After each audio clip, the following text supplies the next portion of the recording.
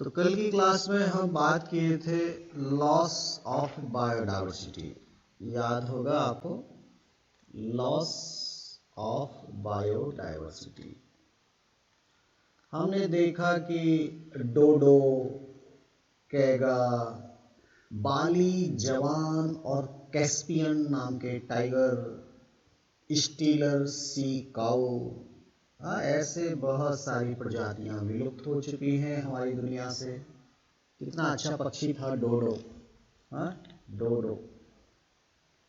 और अगर यही एपिसोड इस तरह से चलता रहा तो पुराने जो अभी तक 5 एक्सटिंक्शन हुए हैं, 5 एक्सटिंक्शन जो अभी तक हुए हैं, ये छठवें की स्पीड 100 से 1000 टाइम्स ज़्यादा स्पीड से स्पीशीज विलुप्त हो रही हैं। और ये भी एस्टिमेट कर दिया कि अगर ये सब चलता रहा तो अगले 100 साल में 50% स्पीशीज हमारी विलुप्त हो जाएंगी। आज सबसे ज़्यादा हालत अगर ख़राब है तो वो है हमारे एम्फीबिया, और नंबर 2 पे हमारे आते हैं जिम्नोस्पर्म। ये दो की हालत बहुत ख़राब है, ये विलुप्त हो जाएंगे अगर हमने इनको नहीं बचाया तो। अभी तक कितने एपिसोड विलुप्त के हो चुके जब से लाइफ अर्थ पे आई? 5 एपिसोड खत्म हो गए, 6वां अभी चल रहा है, 6th एक्सटिंक्शन चल रहा है। स्पीड बहुत तेज है पहले की बजाय। तो ध्यान देने की बात है, हमको बायोडायवर्सिटी बचाएंगे, हम क्यों बचाएंगे, ये सब बातें आज की क्लास में करना है। सबसे पहले हम बात करेंगे कॉजेज ऑफ बायोडायवर्सिटी लॉस। क्या कारण है कि हमारी बायोडायवर्सिटी खत्म हो रही है? ये इंपॉर्टेंट है, 3 नंबर का क्वेश्चन है। कॉजेज ऑफ बायोडायवर्सिटी लॉस, क्या कारण है बायोडायवर्सिटी कम होने के? कारण तो आप बहुत सारे गिन सकते हैं, आप अपने मन से आंसर बनाएंगे तो बहुत सारे आंसर आप दे सकते हैं, लेकिन अगर आपको 3 में से 3 नंबर चाहिए, कई बार तो 5 नंबर तक भी फ्रेम किया जा सकता है। अगर आपको पूरे नंबर चाहिए तो आपको वही कारण लिखने होंगे जो आपकी बुक आपको प्रेफर करती है और वो एकदम बेस्ट है। वही कारण आपको दिमाग में डालना है, फिट करना है। केवल 4 कारण हैं जिनसे बायोडायवर्सिटी लॉस हो रही है, ओनली 4। और इन 4 कारणों को हम बोलते हैं evil quartet. Evil quartet, 4 evil quartet हैं। 4 ऐसी डेंजरस प्रोसेस हो रही हैं हमारी अर्थ पर जिनके कारण बायोडायवर्सिटी लॉस हो रहा है। 4 एविल क्वार्टेट, यही सबसे ज्यादा पूछा जाता है। क्या मतलब है एविल क्वार्टेट से? Actually, whenever we discuss about the causes of biodiversity loss, we will discuss about the 4 evil quartet. 4 कारण हैं जिनसे बायोडायवर्सिटी लॉस हुआ। कौन कौन से हैं? पहले हेडिंग याद करो। 4 हेडिंग याद रहेंगी तो आपके नंबर पूरे आ जाएंगे, क्योंकि उसके बाद उसमें आप लिख सकते हैं अपने मन से एक बार पढ़ने के बाद। पहला कारण कौन सा है? बिल्कुल याद होना है, ये हेडिंग एज इट इज याद होना है, चेंज नहीं करना है अपने को अगर नंबर पूरे लेने तो। पहला है habitat loss and fragmentation. Habitat loss and fragmentation याद हो जाएगा, मैं अभी समझाऊंगा क्या होता है। हैबिटेट लॉस क्या है, फ्रेगमेंटेशन क्या है। एक कारण तो ये है जो सबसे बड़ा कारण है, सबसे ज्यादा बायोडायवर्सिटी इसी कारण से लॉस हो रही है। मोस्ट रेस्पॉन्सिबल फैक्टर, इसी के कारण सबसे ज्यादा स्पीशीज विलुप्त हो रही है। दूसरा कारण है over exploitation. Over exploitation of natural resources, वो मैं समझाऊंगा क्या हो रहा है, कैसे हो रहा है, एग्जाम्पल भी हम बात करेंगे इनके अंदर। पहले हम 4 एविल क्वाड्रेट को देख रहे हैं, कौन कौन से कारण हैं। तीसरा हमारा है एलियन स्पीसीज इन्वेजन। आप बोलेंगे सर मंगल ग्रह से यात्री आ रहे हैं क्या? अरे भाई ऐसा नहीं है, ये कुछ इकोलॉजी के शब्द है। हाँ, एलियन स्पीसीज इन्वेजन्स, इसके बारे में भी समझेंगे, कुछ एग्जाम्पल हम बात करेंगे, क्या होता है, क्यों बायोडायवर्सिटी लॉस होता है, ये सब हमको समझना है। चौथा हमारा पॉइंट है को एक्सटिंक्शन। को एक्सटिंक्शन, मुझे लग रहा है कि ये चार नाम याद करने में हमें ज्यादा समय तो नहीं लगेगा, ये चारों एरियल क्वाड्रेट हमको याद हो जाएंगे। Habitat loss and fragmentation, over exploitation, alien species invasion and को एक्सटिंक्शन। बस चार चीज पे कंट्रोल करना है, बायोडायवर्सिटी लॉस रुक जाएगा। ये इतना सिंपल नहीं है भाई, ये काफी बड़े पॉइंट है, शॉर्ट में लिखा है, इनमें सब चीज शामिल हो गई। एक एक पॉइंट को थोड़ा डिस्कस करते हैं, देखते हैं क्या लिखा है। सबसे पहले हम बात करेंगे हैबिटेट लॉस एंड फ्रेगमेंटेशन। भाई बायोडायवर्सिटी कहाँ रहती है? बायोडायवर्सिटी रहती है अपने हैबिटेट में, और हैबिटेट का लगातार लॉस हो रहा है। हैबिटेट का लॉस हो रहा है कि नहीं हो रहा है? सबसे ज्यादा बायोडायवर्सिटी मिलती है ट्रॉपिकल रेन फॉरेस्ट में, इतना तो हमने पढ़ लिया था, ट्रॉपिकल रेन फॉरेस्ट में ही सबसे ज्यादा रिच बायोडायवर्सिटी है। फॉरेस्ट लगातार खत्म होंगे तो हैबिटेट लॉस होगा, हैबिटेट लॉस होगा तो स्पीसीज भी खत्म होंगे। सिंपल सी बात है भाई, जो स्पीसीज जहां जिस जगह रह रही हैं, अगर आपने वो जगह ही खत्म कर दी, वो जगह ही डिस्ट्रॉय कर दी, तो स्पीसीज तो विलुप्त हो ही जाएंगी ना। हमने देखा वो पैसिफिक आइलैंड पे जब कॉलोनाइजेशन होना शुरू हो गया तो कितने सारे पक्षी खत्म हो गए, प्रजातियां खत्म हो गई पक्षियों की। नेचुरल हैबिटेट मेंटेन रहना चाहिए। एक ही हैबिटेट में कई तरह की वैरायटी, कई तरह की स्पीसीज होती हैं, लेकिन लगातार हम देख रहे हैं ट्रेंड बना हुआ है, ह्यूमन बीइंग्स अपने बेनिफिट के लिए नेचुरल हैबिटेट को लगातार बर्बाद करता जा रहा है। अगर हम बात करें, एक जमाना था जब अकेले ट्रॉपिकल रेन फॉरेस्ट का एरिया पूरे अर्थ पर 14% ये जंगल हुआ करते थे। पूरे अर्थ का लैंड एरिया अगर हम देखें तो उसका 14% पर बहुत घने जंगल थे, 14% पे। आज इनकी संख्या घटते घटते घटते घटते लेस देन 6% हो गई, 6%। इतना लॉस कर दिया हमने जंगलों को, इतना काट दिया, और अभी भी काट रहे, रुक नहीं रहे, जंगल लगातार साफ किए जा रहे हैं। और जितने जंगल साफ होंगे, खासतौर पे रेन फॉरेस्ट, ये तो बहुत रिच बायोडायवर्सिटी वाला एरिया है, ये अगर खत्म हो रहे तो अल्टीमेट स्वाभाविक है हमारा बायोडायवर्सिटी भी खत्म होगा। सही है ना? अगर हम बात करते हैं कि 14% से आज घटते घटते 6%, बस इतना ही एरिया बचा है रेन फॉरेस्ट का। और जितना हम ये टाइम जैसे जैसे निकलता जा रहा है, और भी हजारों हेक्टेयर पर डे जंगल हमारे साफ होते जा रहे हैं, हजारों हेक्टेयर पर डे।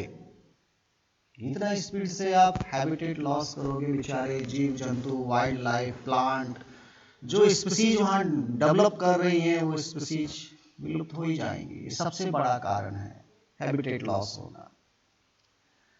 एक एग्जाम्पल देके यहां समझाया है, अमेजॉन रेन फॉरेस्ट में आपको ऑलरेडी बता चुका हूं।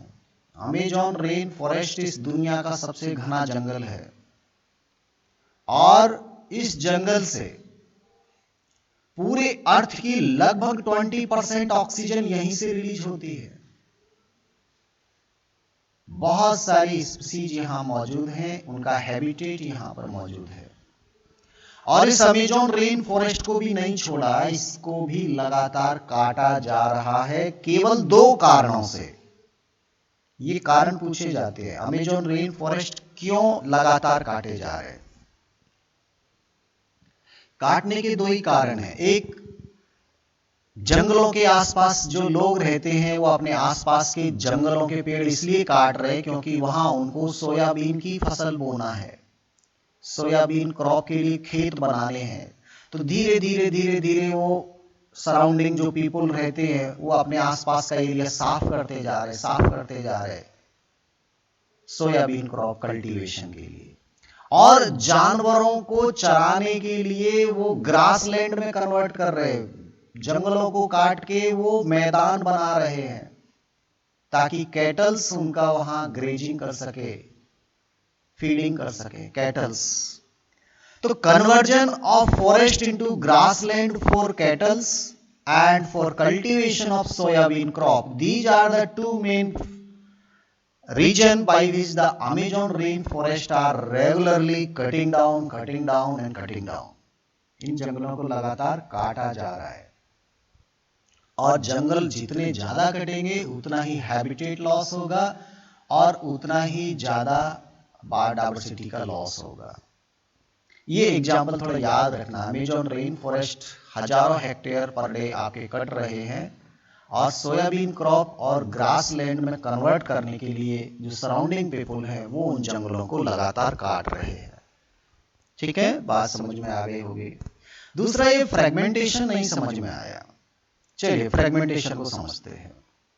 मान लीजिए एक बहुत घना जंगल है, इतना बड़ा ये पूरा एरिया है, ये इसमें बहुत सारी प्रजातियां रहती हैं, उनका हैबिटेट है। अब जैसे टाइगर की बात करते तो टाइगर को रहने के लिए क्या उसको एक छोटे सी एरिया में आप उसको कंट्रोल कर सकते हैं? नहीं, उसको तो एक टेरिटरी चाहिए, पूरा साम्राज्य चाहिए ताकि वो अपना नॉर्मल ग्रोथ, रिप्रोडक्शन, डेवलपमेंट कर सके। ऐसे पक्षियों को बहुत अलग अलग वैरायटी के पेड़ पौधे चाहिए ताकि वो वहां आसानी से वहां पर अपना डेवलपमेंट कर सके। Large territory is required for most of the species. ये घने जंगल इतने बड़े बड़े हैं। अब ह्यूमन बींग्स ने क्या किया? ह्यूमन बींग्स ने इसके बीचों बीच में से एक नेशनल हाईवे निकाल दिया। ये नेशनल हाईवे निकल गया है यहां से लेके यहां तक। इधर एक गांव के लिए एक रोड निकाल दी, हाँ, इधर से एक नहर निकाल दी, ये पूरी नहर निकल गई यहां से लेके यहां तक पूरा। अब आप देखिए इतना बड़ा जंगल, एक ये छोटा सा एरिया रह गया, ये छोटा सा एरिया रह गया। जो जानवर आपके फ्रीली मूवमेंट करते थे पूरे इसमें, उनका अब लाइफ प्रभावित हो गया और वो उस ढंग से अपना ग्रोथ एंड डेवलपमेंट, रिप्रोडक्शन नहीं कर पा रहे जैसे पहले कर पाते थे।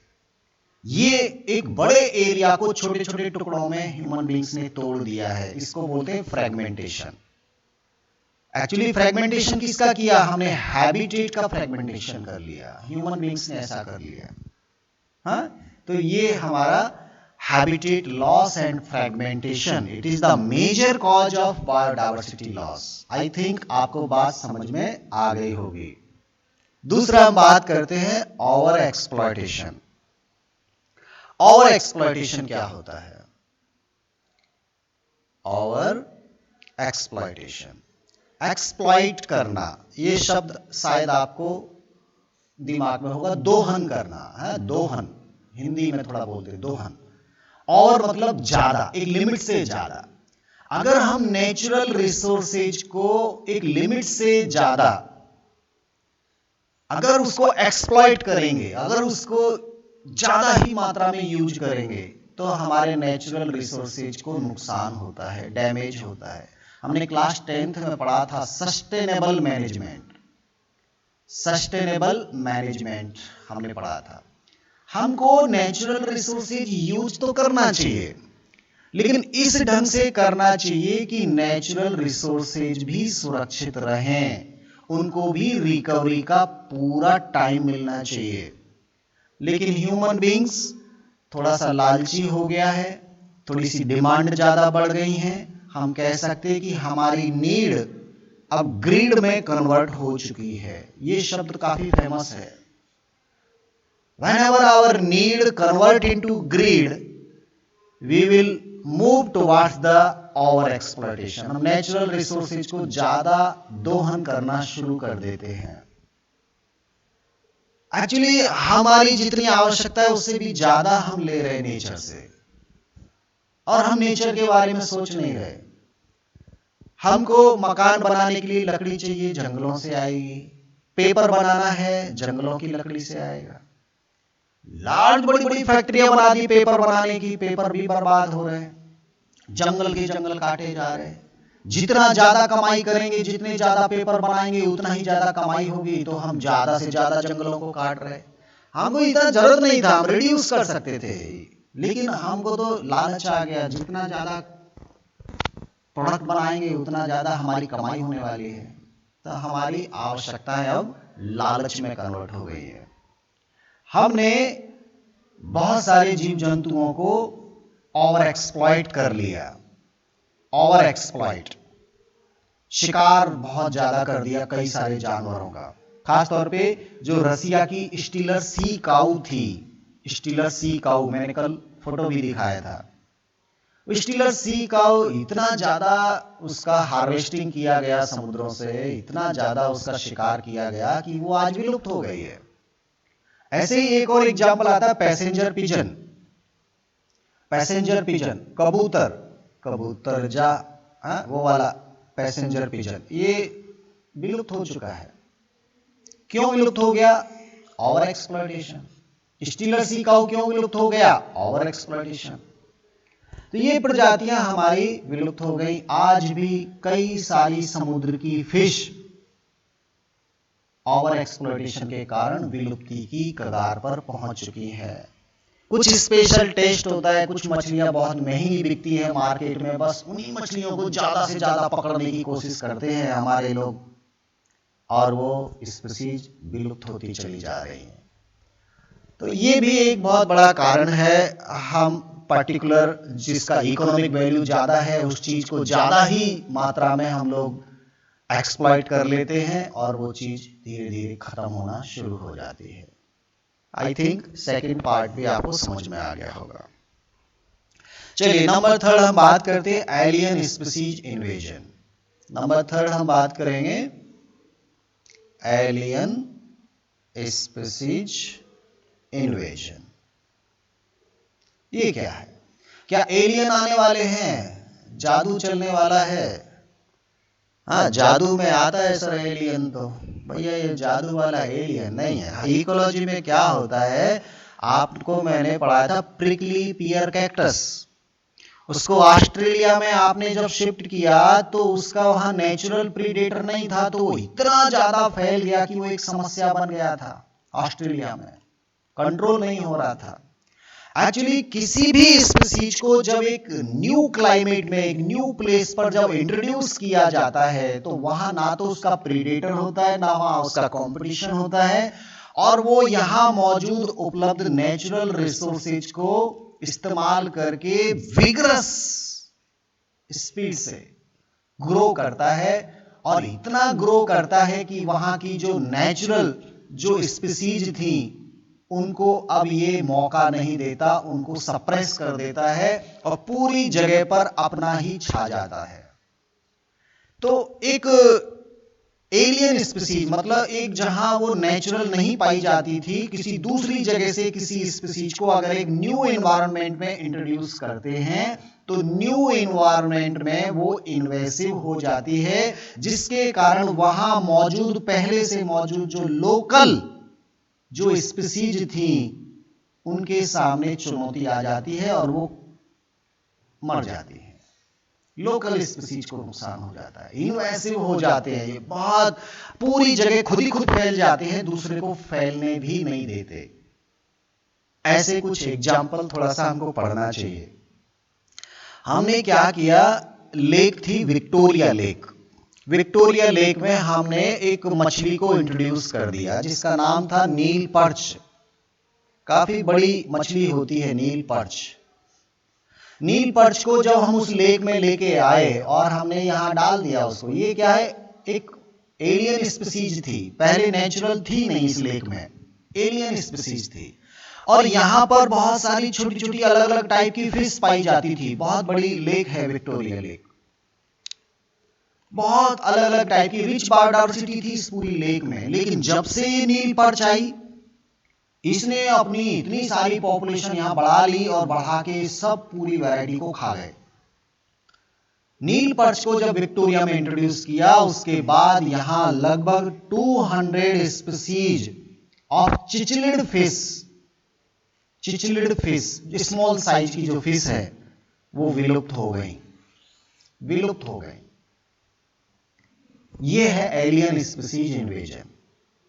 एग्जाम्पल याद रखना है, नील पर्च ने किसको खत्म किया? चिचलिड फिश को। कितना वैरायटी? लगभग 200 स्पीसीज खत्म हो गए। अभी हमारा इंडिया की जो रिवर हैं, खासतौर पे गंगा की हम बात करते हैं, वहां पर हमने कैटफिश को इंट्रोड्यूस कर दिया अफ्रीका से लाकर। अफ्रीका से हमारी इंडिया की नदियों में हमने ये कैटफिश डाल दी, अफ्रीका से लाए। और इस कैटफिश का वैरायटी का नाम भी थोड़ा सा ऐसा है, लेकिन आपको याद रखना चाहिए, क्लेरियस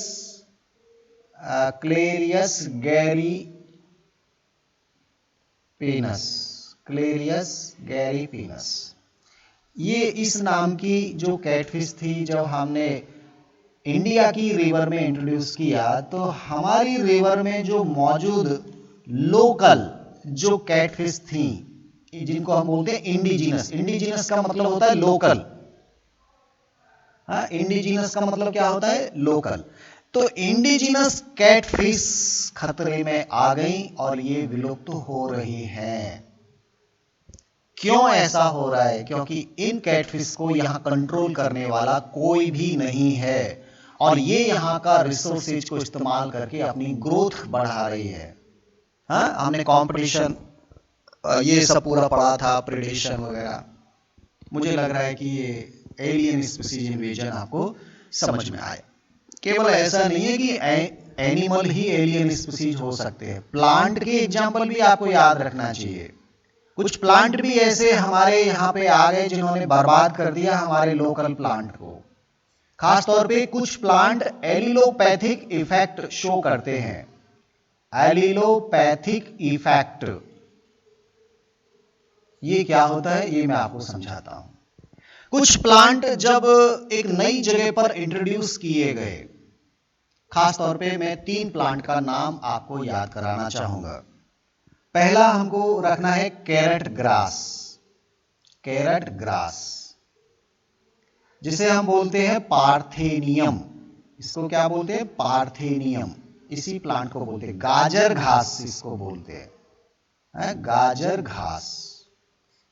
हमारे इधर बहुत मिलता है गाजर घास। कहां से आया? अमेरिका से आया है।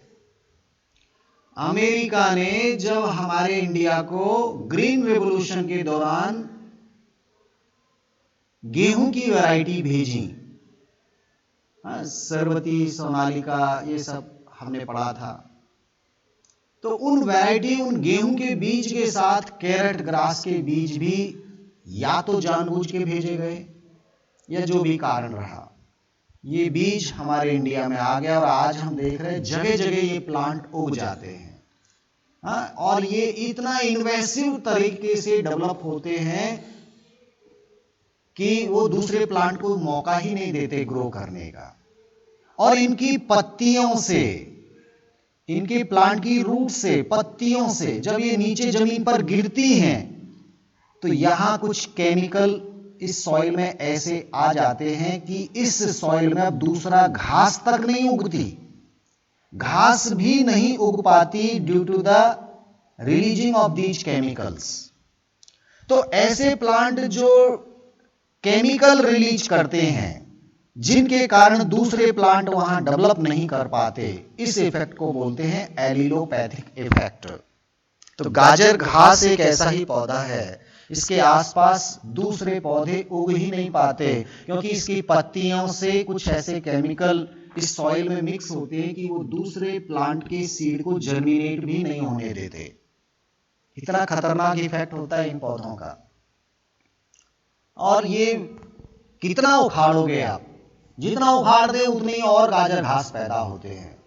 प्रीडेटर कोई है नहीं, नेचुरल कंट्रोलर कोई इनका है नहीं, इनमें बीमारी कोई पैदा होती नहीं, हर्बिसाइड इनके ऊपर काम नहीं करती। बहुत बकवास पौधा है, जगह जगह फैल जाता है, कंट्रोल नहीं होता है। कैरेट ग्रास, पार्थेनियम, गाजर घास, एलिलोपैथिक इफेक्ट दिखाता। एक और दूसरा पौधा है लेंटाना, लेंटाना कैमारा, लेंटाना। ये आप सोच रहे सर लेंटाना पता नहीं क्या है, अरे ये एकदम आपने देखा है, आपके सराउंडिंग में आपने बहुत सारे पेड़ देखे होंगे, झाड़ी वाला एकदम पौधा है लेंटाना। मैं आपको दिखाता हूं थोड़ा यूट्यूब पे। ये पौधा आप देखिए लेंटाना, ये झाड़ी जैसा होता है, बड़े ही अच्छे फूल आते हैं, खुशबू भी आती है, थोड़ा स्मेलिंग आती है, झाड़ी के जैसा उगता है। हाँ, आपने देखा होगा आपके सराउंडिंग में कई अलग अलग कलर होते हैं। इसके पौधों से भी वो केमिकल निकलते हैं और इस झाड़ी के आसपास कोई दूसरे पौधे उग भी नहीं पाते। यही फैलता है बस, जहां ये पौधा लगता है बस उसके आसपास यही पौधा रहता है। ये लेंटाना बस ले आए सजावट के लिए, बर्बाद कर दिया इसने हमारे खेतों को। जहां पर उगता है बस दूसरे पौधे उगते ही नहीं है। ये है एलियन स्पीशीज इन्वेजन, लेंटाना। हाँ, देखा होगा आपने लेंटाना। एक और नाम याद कर लो, वो भी मैं आपको कई बार समझा चुका हूं, वाटर हाइकेंथ। इसको जलकुंभी बोलते हैं, जलकुंभी। इसको टेरर ऑफ बंगाल भी नाम दिया गया, टेरर ऑफ बंगाल। दामोदर घाटी परियोजना का नाम सुना होगा, वहां इतना ज्यादा ये विग्रस ग्रोथ करता है कि पानी जब डैम से रिलीज करते हैं तो पानी निकलता ही नहीं है, इतना ज्यादा ब्लॉकेज कर देता है पानी को, जिससे बंगाल में बाढ़ आ जाती है हर बार। बंगाल का शोक बोलते हैं, टेरर ऑफ बंगाल इस पौधे को। बहुत फास्ट वेजिटेटिव प्रोपेगेशन करता है जलकुंभी, वाटर हाइकेंथ। हाँ, और आपने फर्स्ट यूनिट में पढ़ा होगा ऑफसेट, ऑफसेट यूनिट से इसमें असेक्सुअल रिप्रोडक्शन होता है, वाटर हाइकेंथ। वो ये भी एक एलियन स्पीशीज था, आ गया हमारे इंडिया में वाटर बॉडी के अंदर फास्ट स्पीड से ग्रोथ करने के लिए। कंट्रोल ही नहीं होता है, जितना निकालो उतना और बढ़ जाता है। ये बड़ी बड़ी समस्याएं बन गई हैं। लोकल प्रजातियां उस जगह पर सर्वाइव नहीं कर पा रही, जिससे भी बायोडायवर्सिटी लॉस हो रहा है। बहुत इंपॉर्टेंट है एलियन स्पीशीज इन्वेजन। आपको नाम याद रखना है नील पर्च का, और ये तीनों पौधों का भी नाम याद रखना है। कौन कौन सा? गाजर घास, लेंटाना और वाटर हाइकेंथ, जलकुंभी। आइकोर्निया, आइकोर्निया बोलते हैं इसको, आइकोर्निया एक ही नाम है। आप इसको ज्यादा परेशान मत होइए, एक ही पौधा है। टेरर ऑफ बंगाल बोलिए, आइकोर्निया बोलिए, वाटर हाइकेंथ बोलिए, जलकुंभी बोलिए, एक ही पौधा है, पूरा बर्बाद करके रखा है। लगता भी अच्छा है, पान के से पत्ते लगते हैं इसके। हाँ, जलकुंभी। आप चलिए, कोई बात नहीं। एलियन स्पीशीज इन्वेजन तो हमको समझ में आया। अफ्रीकन कैट, आपको कैटफिश नाम याद रखना। अफ्रीकन कैटफिश ने हमारी इंडिजिनस कैटफिश को विलुप्त कर रहा है, विलुप्त कर दिया है। अब लास्ट एंड फाइनल जो फोर्थ एविल क्वार्टेट आपका बचा है वो है को एक्सटिंक्शन। चौथा कौन सा है? को एक्सटिंक्शन। ये क्या है? हमने देखा था जब हम रिलेशनशिप पढ़ रहे थे स्पीशीज के बीच में कि कुछ ऑब्लिगेट म्यूचुअलिज्म पाया जाता है। ऑब्लिगेट, उसमें क्या होता है कि एक प्रजाति को दूसरी प्रजाति उसके पास में होना बहुत जरूरी है, दोनों एक दूसरे को बेनिफिट करते हैं। जैसे मान लीजिए हमने फिग और वास्प देखा था, फिग और वास्प। हमने वो बम्बल बी और ऑर्किड देखा था, बम्बल बी और ऑर्किड। ऐसे बहुत सारे एग्जाम्पल आप देख सकते हैं। अगर बम्बल बी मर गया तो ऑर्किड में पॉलिनेशन नहीं होगा, ये भी मर जाएगा। अगर ऑर्किड मर गया तो बम्बल बी, उसको थोड़ा प्रॉब्लम आएगा, मरेगा तो नहीं लेकिन प्रॉब्लम आएगा। यहाँ ऑब्लिगेट्स नहीं है, ऑब्लिगेट नहीं है, ऑब्लिगेट इधर थोड़ा है। फिग और वास्प, एक स्पेशल वास्प चाहिए फिग को पॉलिनेट करने के लिए। और फिग का न्यू जनरेशन तब बनेगा जब पॉलिनेशन होगा, ये वास्प होगा, और वास्प के अंडे तब डेवलप होंगे जब ये फिग का फ्रूट वहां पे उसको फ्लावर उसको मिलेगा। दोनों ऑब्लिगेट हैं।